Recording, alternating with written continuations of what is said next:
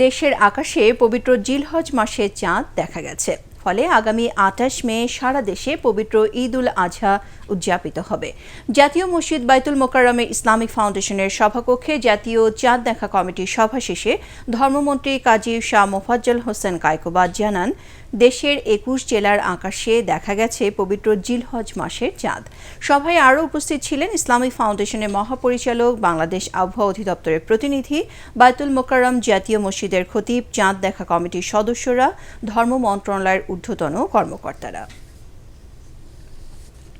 বাংলাদেশের আকাশে পবিত্র জিলহজ মাসের চাঁদ দেখা গিয়েছে, আলহামদুলিল্লাহ।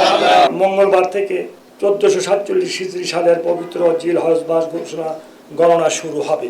সে প্রেক্ষিতে আগামী 10 জিলহজ 1447 হিজরি 14 জ্যৈষ্ঠ 1433 বঙ্গাব্দ 28 মে 2026 তারিখ বৃহস্পতিবার সারা দেশে পবিত্র ঈদ উল আজহা উদযাপিত হবে ইনশাআল্লাহ।